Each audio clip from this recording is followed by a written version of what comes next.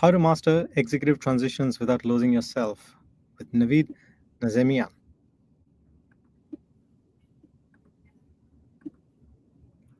Hi, Navid. Hey, Samir. Great to meet you. Looking Great to forward to meet our you. conversation.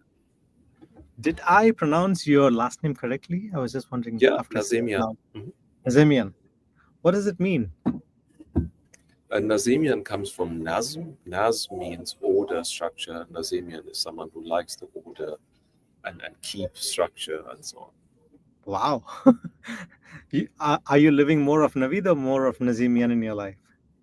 I guess I live a lot more like Nazemian than I would like to admit to myself. What does Navid mean, by the way?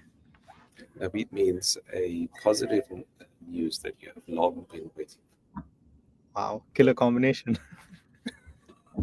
Well, it's my parents. That's all I can say. Yes, yes. I really like how names filter into our lives and it becomes a part of what we do and how we show up in our lives. That's very interesting. Yeah, it's very Super. common in Iran that names have a deeper meaning than just, I don't know, John or David. Yeah. Firstly, I'm curious about how do you get into this line of work? Mhm. Is it because of the name Sure. or is it because of something more deeper than that, serendipity You or mean, was yeah, if you mean line of work, you mean coaching? coaching? Yeah. Yes. So I embarked on the journey 12 years ago. This was when I was kind of halfway through my executive career. I worked in HR at the time, and I've been working in HR for probably about 8 years or so. And I saw just the power of coaching. I mean, I had many candidates, top leaders that were kind of more one-sided, like great with the numbers or great with this, and not necessarily what we would like to see from them, a well-rounded leader that is also good on the people side and so on. And I saw the transformational results that they were able to achieve as a result of working with coaches. So I always had this intrigue what actually happens in the room between two individuals that really brings about those kind of transformational results. And so when I then was ready to kind of embark on the journey myself, I really didn't do it with the intention of, and I want to become a full-time coach and I want to do this for the rest of my life. I literally did that Excuse me. because, There's a lot yeah, of background noise that is happening. We still are oh, hearing a lot of conversation from the outside, I think. I Uh, have reduced my okay. background noise enabled. Let me see. Is this any better? Uh, Slightly better. Is this any better? Yeah. Yeah. Okay. So, yeah, when I was ready, I really went in because I wanted to embark on this journey, not as a full-time coach, but I wanted to become a better leader. That's all I wanted. So my real intent was to become a better leader, not necessarily kind of jump ship from the big corporate and do this in a full-time capacity. You use the word holistic leader. How do you define that word or phrase? I didn't use the word holistic, but what I said is more a well-rounded leader. Okay, well-rounded. So in my You're, head, it was yes, yes, so well-rounded. yes. How does So, one become a well-rounded leader?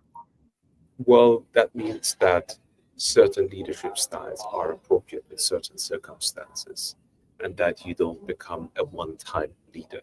Meaning, if I wanted to use a silly example, if you were the captain on the ship called Titanic, and you have just learned about the fact that the ship is about to hit the iceberg, I think the style of leadership you want to exhibit and demonstrate during that time is not the coaching style of leadership, which is kind of going around and thinking and asking all your cabin crew, what do you think we should be doing? What do you think is the right course of action? What would you do if you were? But you really want to be directive, pace setting, really avoiding the big disaster that is about to happen. And similarly, if the situation is demanding for more collaborative, co-creative coaching style of leadership, that the leader is also able to exhibit that. So it really is what I mean by being a complete leader, is that you don't have just one style of leadership, but you're able to adapt and adjust to different people at different times. Why do you think, or what are the reasons certain leaders get stuck in one way of leadership? Oh, well, I mean, it could be many reasons. One of them is comfort. We all have the prefrontal cortex of our brain, and once we have found a way that we believe works for us, we are unlikely to want to learn all the other various styles. We are unlikely to want to deviate from what we believe is the best way and the only way. And so that could be one of the reasons why leaders are kind of more keen to exhibit and demonstrate the same style over and over again. Sometimes it's got to do with the lack of feedback.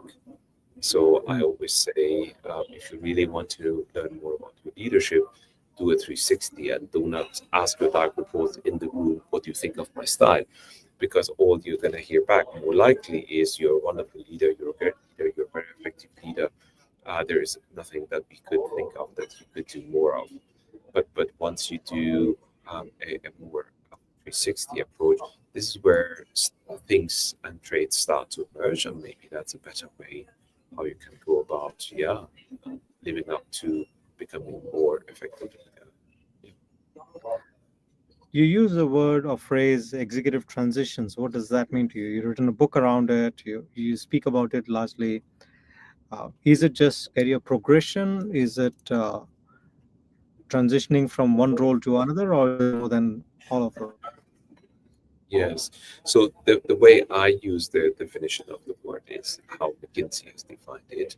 So transition is the period which can last anywhere between 12 to 18 months after an executive leader has assumed their new C-level responsibilities. So that's what I mean with a transition. That's what my book is all about. It's how do you move from um, a super senior role into a role that is even more table stakes? How do you break into the C suite if you're kind of just underneath the C suite level? Or if you are already part of the C suite level and the company gives you a bigger role, or you're being headhunted to perform in a much more complex role? That's kind of what I had in mind when I wrote about the topic, yeah, of transitions. And you talk about how 40% of executive transitions fail in the first 18 months. That's right. Uh, Yeah. so, So, what does numbers mean, and how does one fix this? mm, Or so how does one one of the be in the right 40% to say, sorry? Sure, sure. So, in my book, I cite five different sources for this claim. The most validated one is from Hydrogen Struggles, one of the largest search firms in the world. And what they did is to go back and look at a 10-year time period throughout which they have placed 20,000 executive leaders. And they went back and analyzed those appointments, and they realized that um, anywhere between the 0 to 18 months after the appointment, 40% of those executives that were hired at the senior level are either pushed out, fail, or quit on their own within that time period. And that was, a big study, and it was unexpected. And later, Harvard Business Review, McKinsey and Company, Center for Creative Leadership, and others were able to come to the very same conclusion. Sometimes looking at, is there a difference between internal promotions and external hires? Yes, there is a slight difference in that it's a little more safe to promote from within. It's a little more risky to hire from the outside. But generally speaking, the 40% actually holds true. I'm just thinking while you're sharing about what's happening right now with the in the meta world, where Mark is bringing on people who are really very, very young. He's brought in somebody who is like 23, 24 years old to lead the super AI intelligence team. Uh, and he definitely does not have, the young kid does not have the gravitas or the experience to lead such uh, a high impact uh, team together, right? Mhm. What are your thoughts on that? Because is it necessary for someone to have lots of experience to become a C-suite leader, or it's not really necessary to Mhm. have that experience behind? The right answer to your question, Samir, is it all depends, right? It all depends. It depends on what is the critical success factors for this particular position. It depends on what does the support network at that company look like for someone like that being either promoted from within or hired from outside. It all depends on whether or not that organization is providing that incoming executive with a certified or a specialized executive transition coach. So these are all factors that can help or hinder the success of that individual. I don't think age is necessarily a sign, but I can also say that even large organizations have started to rethink their appointments into the board of directors. If you think of it, you know, let's say fast moving consumer goods or more digital kind of native companies and organizations, they also are targeting to much younger segments. And so it's maybe not always a good idea to have a composition of the board being all male or 55 plus years old. Because, yes, surely they have a ton of experience, but the idea behind having a composition of the board that is broadly in line with the markets and the customers you serve is probably not a bad one. And so, if you really wanted to have someone that is really having a deep level of understanding of how TikTok, Instagram, and I don't know, Snapchat works, it's unlikely to be representative of a 55 plus year old white male leader that's been going through the ranks for 20, 30 years. And so you may want to consider to appoint someone into the board that is more 35, 25 to 30 years old, and someone who is a digital native and someone who's really able to bring those customer segment perspectives and the preferences into the boardroom. So age, just to kind of sum it up, age in itself is not necessarily the best indicator for appointments, but of course, more experience and the right kind of experience is one of the key success factors to succeed in large complex organizations. Nice. And I have already shared with you, Naveed, that the audience that we are speaking to over here, or the followers that I'm looking at, are people who are primarily managers who are looking to transition into leadership roles, right? They really are aspiring to be leaders in their organization, for their teams, for their people. And they're probably mid-level managers at this point of time. One fine day, they would look at having someone like you to become their coach in their journey of being an executive transition. Uh, but imagine if they are not able to hire someone like you for whatever reasons, whether it is cost, whether the organization doesn't want to do it. What can they do in the first 100 days of their journey when they step into their role? What would you suggest for them to work on by themselves if they didn't have these additional resources like having a executive transition coach like you? Sure. So first things first. I mean, there is actually another very popular book that's titled The First 90 Days. It's written by Michael Watkins, who used to be a professor at Harvard Business School. And that, generally speaking, is a good book for people at that level. So it can actually be also a great book for a first time employee. So you don't have to be a manager that's looking to break into kind of the more senior leadership levels. And this is the big distinction I make with my book and those other kind of books, which is there are all sorts of different versions of the same book. The first 100 days, the first 120 days. And so they're all kind of copycats of the same idea, which is there is actually value in being structured and intentful when you're onboarding into a new position. So that's just the general rule of thumb. And I would very much subscribe to that. What I do in my book, though, is I gave birth to a different framework. It's called the Double Diamond Framework of Executive Transitions, and it's in line with the McKinsey definition of a transition, which is a 12 to 18 months journey. And only one of the 7 phases is the first 90 days. So you see how that is different than someone who's kind of more at a junior or middle management level and trying to break into senior roles. So I don't think there's anything wrong with them following the first 90-day approach and kind of you're really thinking about what is it that I can do in a structured way, an intentful way to maximize my chances of success in those critical first 3 or 4 months in the position. So that's one exercise they can do. And the first 90 days gives a few ideas. I think they offer the book offers the STARS framework, where you start to look at the stakeholders and the team and what have you. So that's one of the things they could do. The other thing that I think they could do is to really look at what is the ideal skills and mix of activities I need to start to demonstrate now so that I am being considered for more senior positions.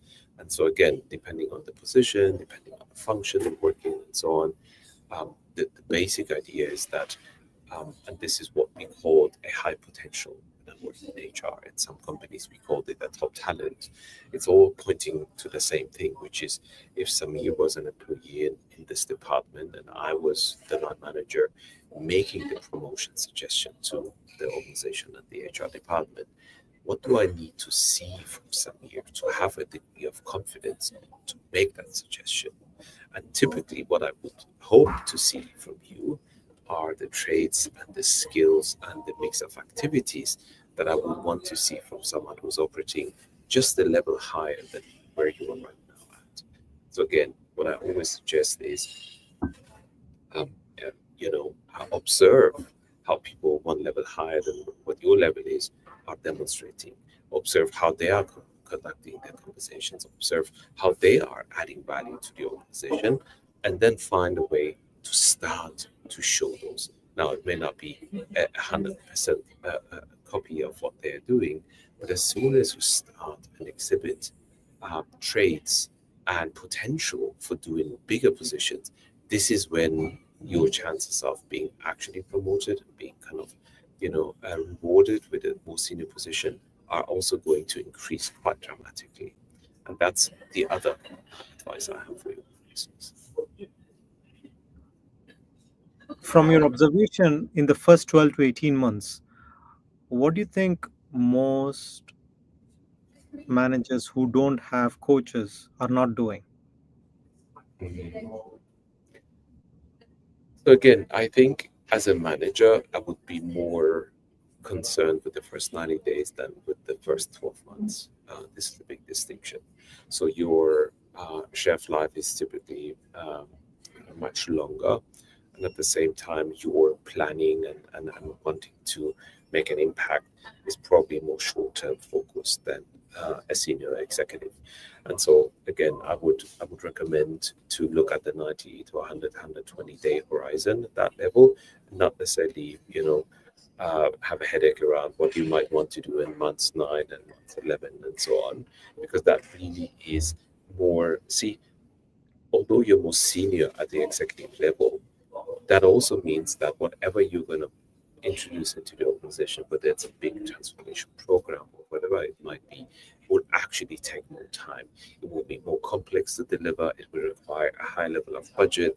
It will require a much broader alliance of stakeholders to say yes to.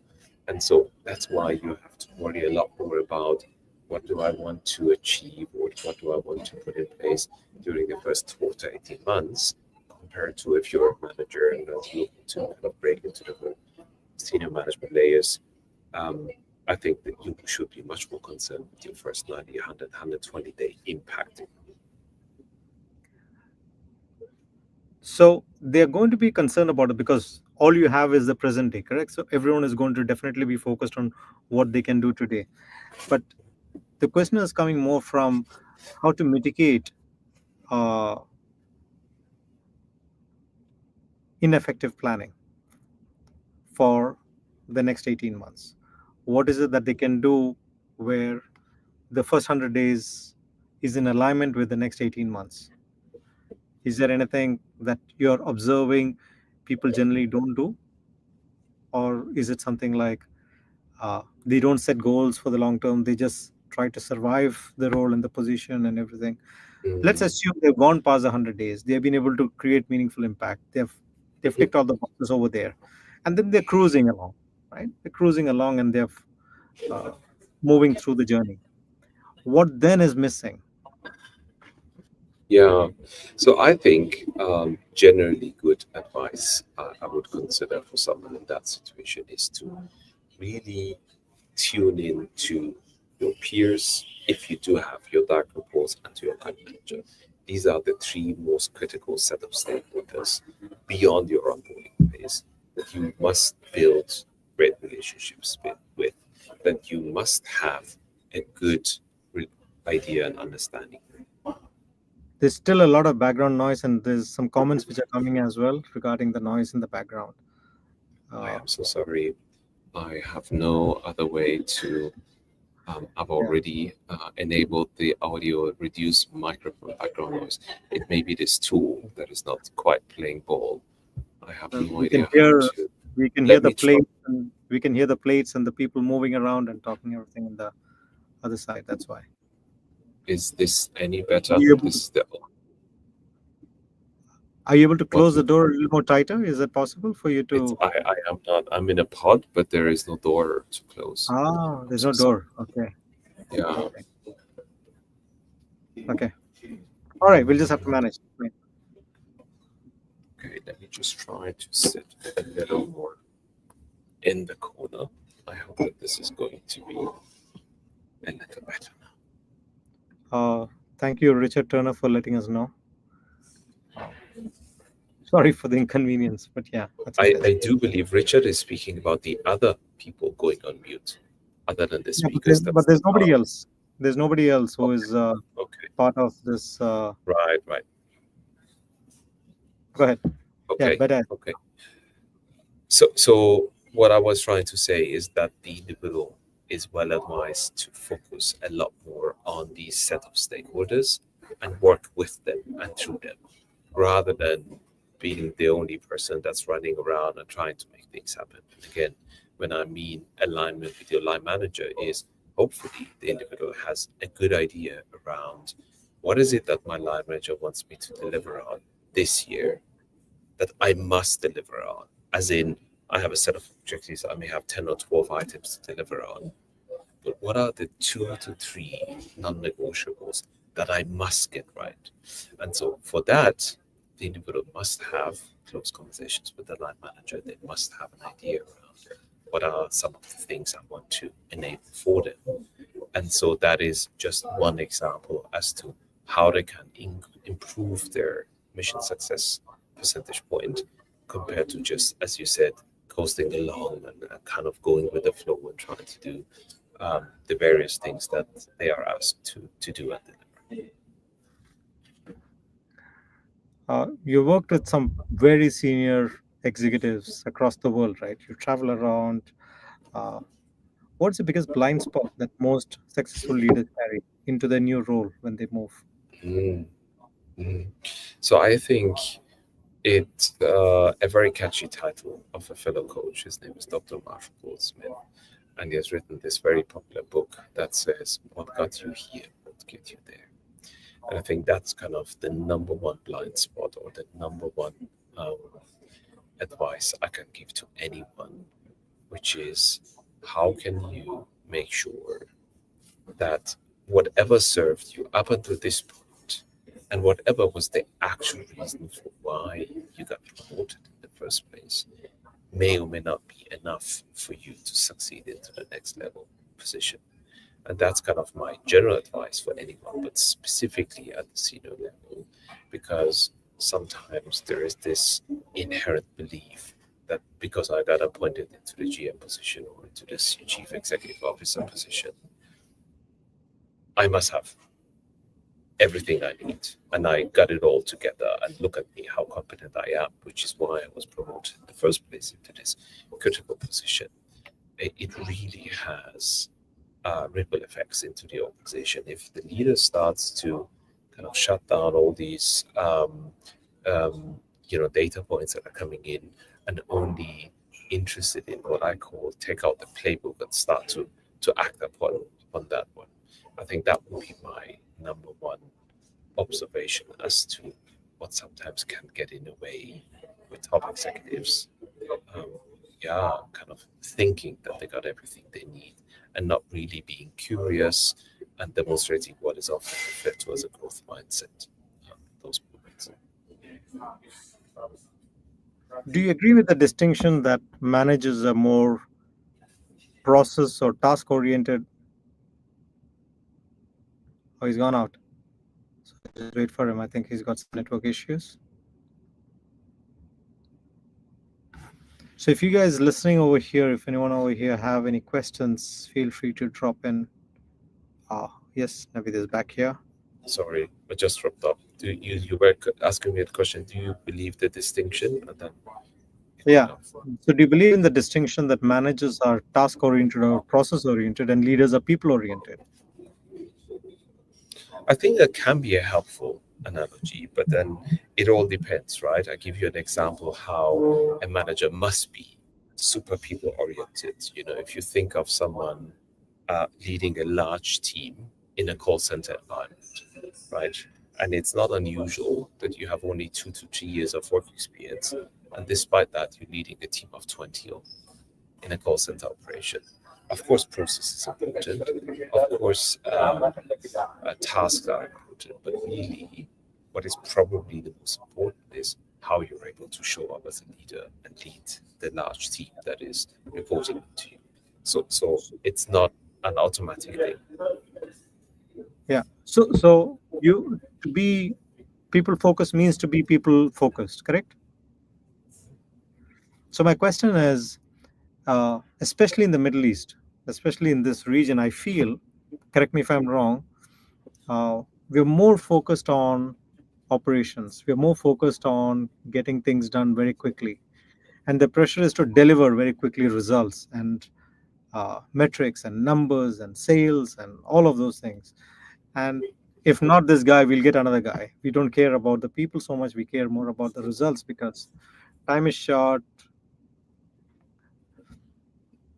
Firstly, if you agree on this, I know it's a big generalization and generalization does not always work, but there are certain organizations perhaps that are there. And in such organizations, if that is the case, how does someone who is sitting in a role where their organization prioritizes operational excellence, uh, work on people excellence? Mm. So I'm not sure I would agree with the statement that there is a regional bias for or against people here in the Middle East. I mean, my sample size is a little limited because I've only been here for 3 years. And that being said, I have worked with a number of organizations that are based out of the region and are kind of homegrown, that have also a presence in the wider region, sometimes also internationally. So I'm not sure I would agree with that sort of a statement, general statement. What I would say though is the same principle applies to any company, whether they're based in Europe or the US for that matter, which is if all you care is just the next set of results, well, there's only so many people you can churn through an organization to get to that point. And this is actually what I have been trying to do as an HR leader for over 20 years, is to work with those leaders to enable business results through people. And so I think it was very telling. One of the CEOs that was promoted recently said, you can have the most beautiful strategy, you can have the most beautiful office, you can have the most beautiful everything. If you don't have the right team to deliver on those, it's just a nice piece of paper, a nice piece of building, a nice piece of what have you.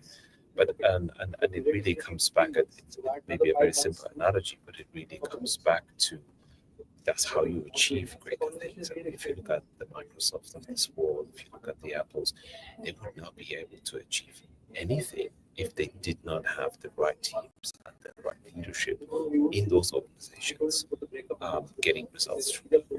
I don't think any company can survive in the long term if all they care is just the next set of sales numbers or the next set of whatever product launches and so on. Because again, even with those product launches, you need people to sell those, you need people to service those, you need people to maintain those.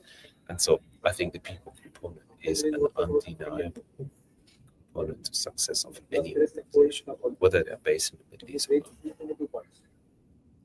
It's very unfortunate because the sound in your background is so distracting, and there's so much of noise. I'm thinking, should we uh, continue or do it again another time? Because Very there's happy to do that, Samir. Yeah, yeah, and let's book a late in the afternoon slot because that will make sure that I yeah, at my home office and the professional setup and everything.